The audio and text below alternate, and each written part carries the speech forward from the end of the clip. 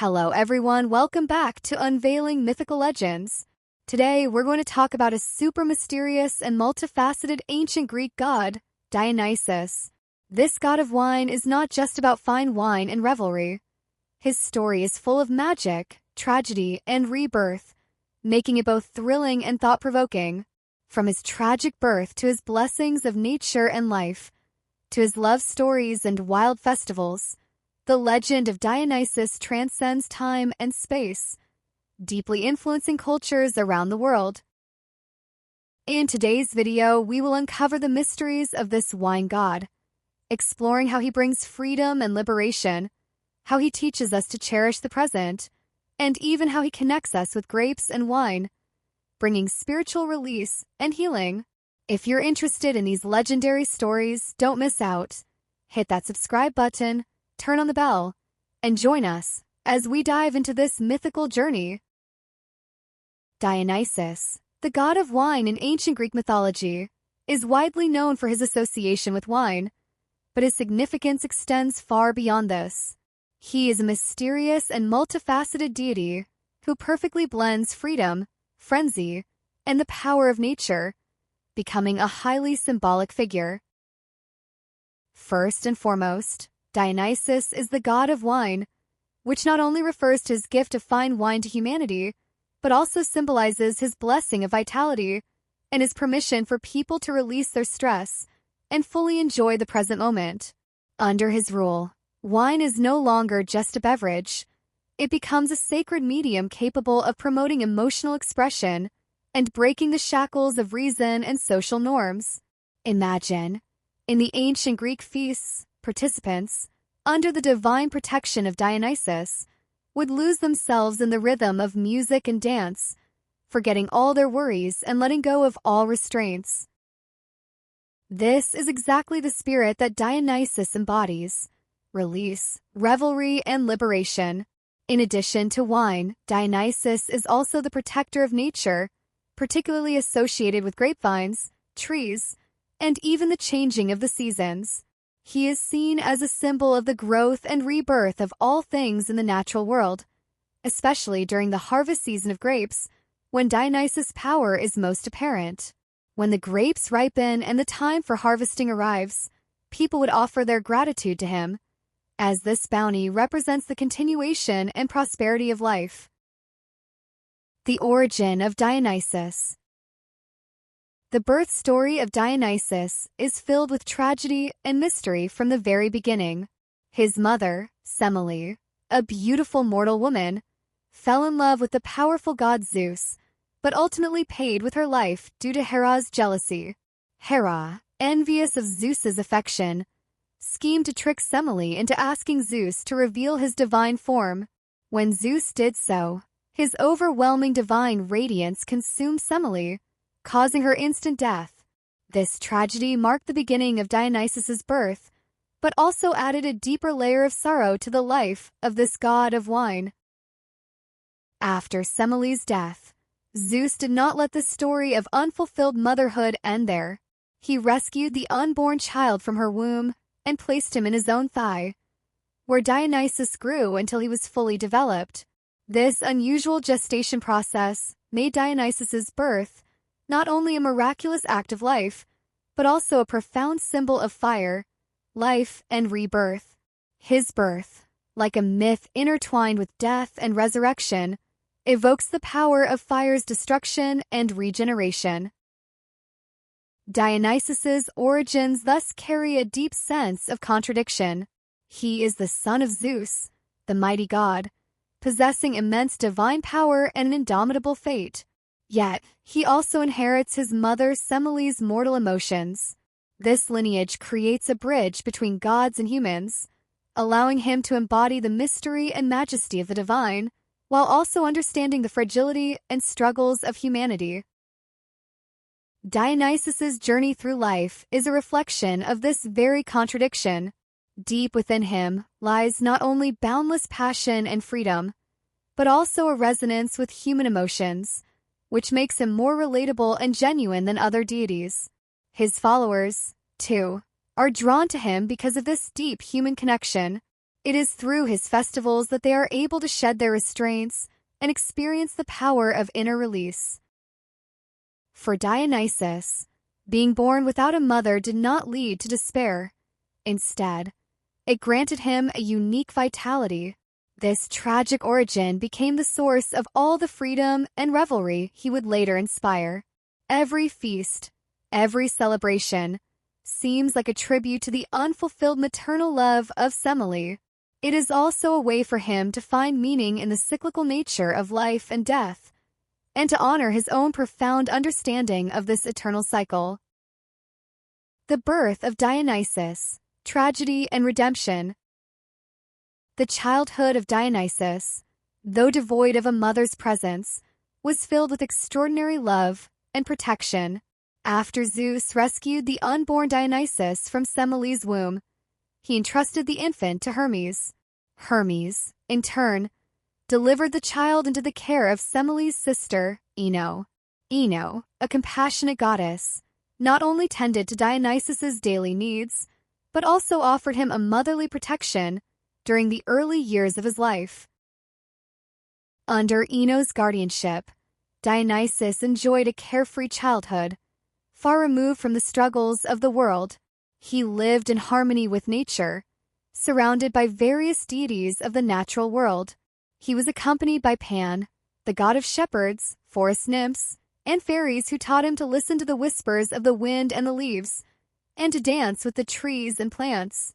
This environment fostered a deep connection between Dionysus and nature, laying the foundation for his future role as the god of wine, renewal, and the life force of nature. However, Dionysus was not content to live a life of peace and seclusion. His destiny was intertwined with both the mortal and divine realms, and the turning point came during one of his wanderings. One day, while exploring the forest, Dionysus discovered the presence of grapevines. This discovery would become the core of his myth and his eventual role as the god of wine. The grapevines sparked a sense of wonder and inspiration in him, setting the stage for the extraordinary adventures and transformations to come. Dionysus was astonished to discover that, when grapes underwent fermentation, they released a magical liquid, wine, that not only brought joy and relaxation, but also offered spiritual release and solace. He deeply understood that this was not just a material pleasure, but a form of spiritual liberation. For him, wine was a sacred power that allowed individuals to break free from the constraints of daily life and open their hearts and minds. Thus, Dionysus began to share this discovery with his followers. He taught them how to cultivate grapes, how to make wine, and imparted to them the true meaning of this gift. In Dionysus's eyes, wine was not merely a tool for indulgence. It was a means of spiritual release, providing temporary respite from pain, solace in moments of confusion, and even a glimmer of light amid life's darkest times. Over time, Dionysus's cult of the wine god spread far beyond its origins in small tribal worship. It blossomed into a widespread religious and cultural phenomenon, touching cultures and societies across the world. Dionysus and the Grapes, the discovery of ecstasy. The story of Dionysus is like a celebration of life, and his discovery of the grapevine is undoubtedly the turning point in this revelry, marking the rebirth of his destiny and bringing a revolutionary change to the way humanity lives. It is said that Dionysus, during one of his wanderings, ventured deep into the forest and stumbled upon a peculiar fruit, the grape. These grapes glistened in the sunlight, exuding a refreshing coolness, as if containing some mysterious power. For Dionysus, this was not just a chance discovery, but a call of fate. He soon realized that when these grapes were pressed into juice, they released a magical liquid that not only brought pleasure, but also served as a liberation for both body and soul. Over time, this wine became Dionysus's sacred object. He not only shared this discovery, but also saw it as a form of healing, helping people release their inner pressures and rediscover the freedom of life. As Dionysus shared this magical drink with more and more people, an increasing number of followers began to gather around him. These followers were not only nobles and the upper class, but also many commoners, farmers, and even travelers. They no longer felt bound by the pressures and constraints of everyday life, and instead, they immersed themselves in a collective ritual filled with joy and ecstasy. These festivals became the core of Dionysus's worship. People released themselves in song and dance, temporarily escaping the worries of reality and entering a carefree, transcendent state. These scenes of revelry were a rebellion against daily life and an expression of the inner desire for freedom. For Dionysus, wine was not just a source of temporary pleasure. It was a form of spiritual healing. He knew that life was filled with pain, struggle, and confusion, and the magic of wine lay in its ability to help people briefly forget these sorrows. Every time people drank the wine in his festivals, it seemed they could temporarily shed the weight of their hearts and regain the lightness and joy of life. Whether it was unlocking the chains of emotions or releasing the pressures of daily life, the pleasure brought by wine was like a healing remedy, mending the wounds of the soul. The spread of Dionysus, from the east to Greece. The worship and influence of Dionysus extended far beyond the borders of Greece, spreading throughout the ancient world, from Asia to Egypt and the Arabian region. His cult became a cross-cultural phenomenon. The god of wine not only led a procession of men, women, forest deities, satyrs, and various other gods and followers, but he also captivated the people of every place he visited with an almost magical power. Whenever the followers of Dionysus entered a new city or nation, they would begin with grand festivals and ecstatic rituals, allowing the local residents to release their stress, shed their constraints, and fully embrace themselves to the rhythm of music and dance. These festivals became sacred rituals, not only a reverence for the god of wine, but also a complete liberation of both spirit and body under Dionysus' guidance. Each festival was a healing of the mind and body, a release from repression. Furthermore, Dionysus not only brought the rituals of celebration, but his followers also taught the local people how to cultivate grapes and make wine. Under the guidance of Dionysus, the grapevine became a sacred plant throughout the world, symbolizing the rebirth and perpetuation of life. In the belief of Dionysus, wine was not just a drink, but a spiritual revelation, a way to release pressure, express emotions, and establish a connection with nature. However, such a belief was not easily accepted everywhere, especially when Dionysus returned to Greece, where he faced intense opposition. Two of the most steadfast opponents were King Lycurgus of Thrace and King Pentheus of Thebes. These kings believed that the rituals and festivals of Dionysus went against traditional social order and even threatened human reason and mental health. They strongly rejected the worship of the god of wine, seeing such revelry as a means of leading people astray in sensory pleasure, making them incapable of returning to reason and order. Pentheus even ordered the prohibition of all activities related to Dionysus and enforced the ban upon his people. However, the power of Dionysus was far beyond what they could imagine. He did not rely solely on violence and force, but responded to these opponents in a mysterious way. During a festival led by Dionysus, Pentheus' mother and sisters were drawn to the god's allure, abandoning themselves completely to the ecstasy of dance and song, utterly defying the king's orders. In the end, Pentheus decided to personally intervene and witness what he believed to be atrocities. However, the power of the gods is not to be challenged, and his fate thus took a tragic turn. Dionysus' revenge was swift and mysterious. Pentheus was ultimately torn apart by his own mother and sisters, which was not only a punishment for a king, but also a warning to those who challenged divine power and attempted to interfere with the freedom of life. The opponents of Dionysus, the challenges of Lycurgus and Pentheus. The power of Dionysus is not something everyone can accept, especially those kings and leaders deeply entrenched in traditional order and the constraints of reason. When Dionysus returned to Greece, his worship faced strong opposition, particularly in Thrace and Thebes. The kings of these places, in their defense of the sacred order and traditional culture, viewed Dionysus as a threat, even going so far as to challenge the divine status of the god of wine. One such king was Lycurgus of Thrace, who harbored intense hostility towards the wild festivities of Dionysus. Not only did Lycurgus expel the followers of the god, but he also attempted to completely eliminate the influence of Dionysus. This behavior was undoubtedly a challenge to the god's power and authority. In retaliation, Dionysus drove Lycurgus into a frenzy. Driven by this madness, Lycurgus, in a confused act of violence, mistook his own son for a grapevine and, in ignorance and fear, accidentally killed his child. This tragedy was not only a punishment for Lycurgus's brutality, but also symbolized Dionysus's revenge on those who challenged sacred freedom and natural forces. His power, while capable of bringing joy and liberation, could also bring devastating consequences upon those who defied him.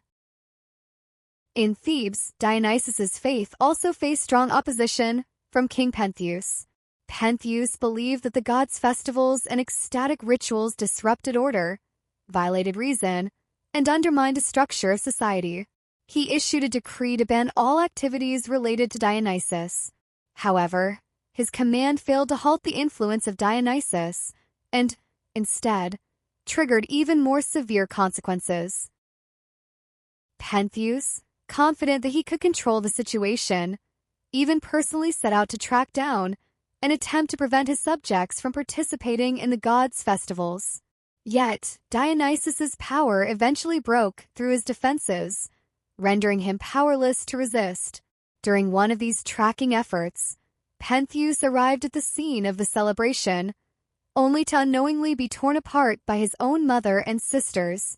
Under the ecstatic frenzy and power of the god, they lost all rationality, and Pentheus, unable to comprehend the situation, became a tragic victim of his own fate.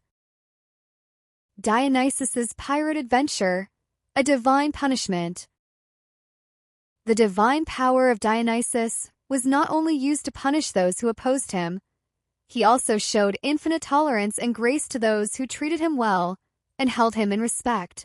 He was both a symbol of destruction and an embodiment of gifts and forgiveness, a characteristic that manifested in many of his legends.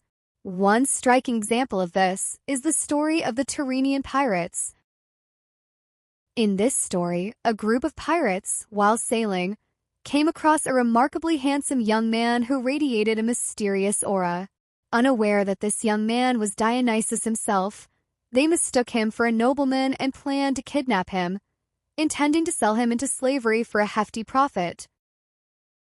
They took him aboard their ship and attempted to imprison him.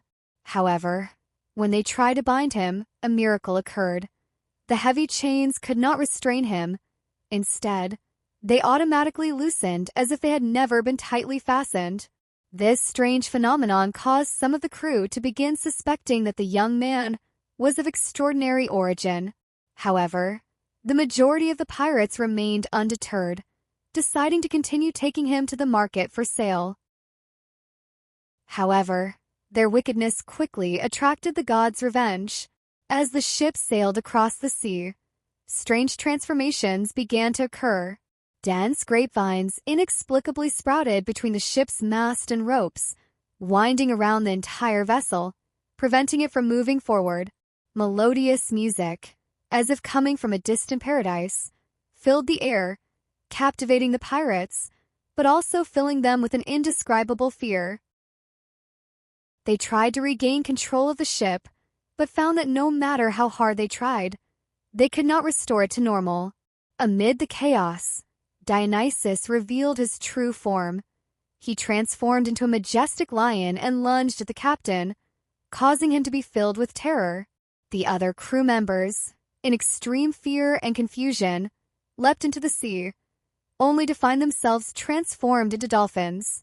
Their bodies shrank, their skin became smooth, and they completely lost their human form, only able to swim in the waves, becoming creatures of the sea. However, this punishment was not aimed at everyone. There was a young sailor aboard who had, from the beginning, held Dionysus in reverence and had tried to stop the other pirates' cruel actions. Dionysus showed mercy to him for his kindness, sparing him from harm and blessing him with the gift of a safe return to land, where he would live a peaceful and prosperous life. Ariadne, love and salvation. One of the most touching love stories of Dionysus is the romantic tale between him and Ariadne, the daughter of King Minos of Crete. This story is not only a classic of Greek mythology, but also filled with twists of fate and a deep connection between gods and mortals. The beginning of the story is filled with tragedy. Ariadne, once the princess of Crete, was known for her stunning beauty. However, her love life was far from smooth. When she met the Greek hero Theseus, she fell deeply in love with him. As Theseus journeyed to Crete to challenge the Minotaur, the half-man, half-bull creature in the labyrinth, Ariadne, driven by love, helped him without hesitation, providing him with a thread that would guide him out of the labyrinth. However, after Theseus completed his mission and successfully killed the Minotaur, he chose to abandon Ariadne and return to Athens alone. Devastated by this betrayal, Ariadne was left lonely and helpless, filled with sorrow, and disillusioned by both love and fate. It was during this low point in her life that Dionysus appeared. His arrival was like a ray of light, illuminating Ariadne's dark world. Dionysus was captivated by her beauty, strength, and sorrow, and he offered her genuine care and comfort. He did not feel superior to her because she was immortal. Instead, he was deeply moved by her emotions and expressed his love for her. Gradually, the pain of her past faded in her heart, and she was touched by the god's deep affection. Eventually, she accepted Dionysus's love and became his wife. This love story is rich in mythological significance, symbolizing the union between gods and mortals, and representing the healing and rebirth of love. Dionysus not only brought Ariadne the redemption of love, but he also transformed her fate. As the wife of the god of wine, Ariadne was no longer the lonely and helpless woman she once was. Her union with Dionysus elevated her status and changed her destiny.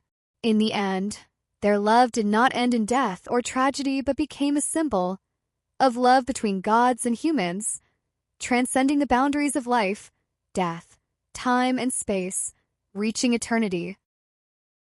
The conclusion of this story is filled with romance and magic. When Ariadne passed away, Dionysus did not let her disappear from the world. Instead, he elevated her soul to the heavens and turned her crown into a brilliant constellation. This is the Corona Borealis that shines in the night sky, symbolizing the eternal and immortal nature of their love. The art and culture of Dionysus. In Athens, to honor Dionysus, a grand drama festival, the Dionysia, was held every spring. This festival was not only a religious ceremony, but also a celebration of art and culture, attracting audiences and dramatists from all over. During this event, playwrights competed by creating tragedies, comedies, and hymns to Dionysus.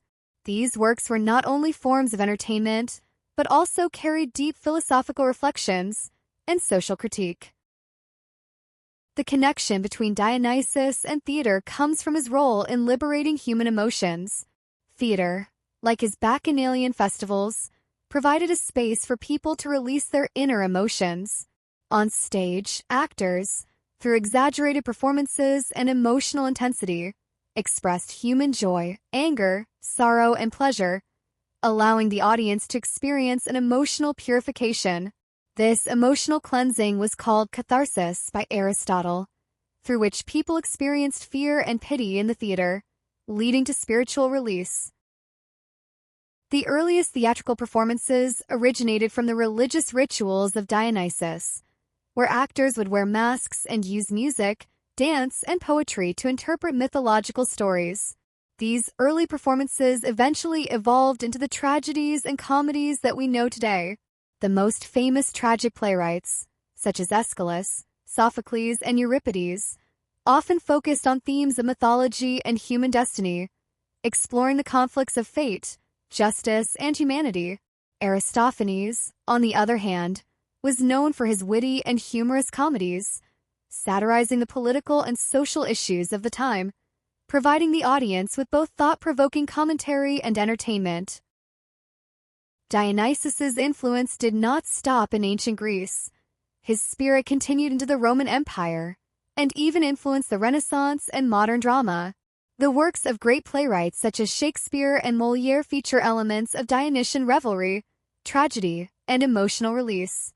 Even today, theater remains an important art form for exploring human nature and emotions, all of which can be traced back to the god of joy and freedom, Dionysus.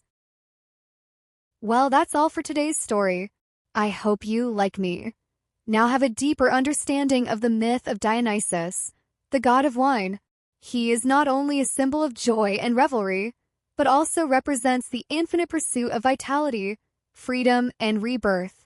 If you enjoy these mysterious and captivating mythological tales, don't forget to like the video, leave a comment sharing your thoughts, and share with others who are interested in Greek mythology. If you haven't subscribed yet, go ahead and hit that subscribe button to explore more fascinating history and mythology stories with us. See you next time.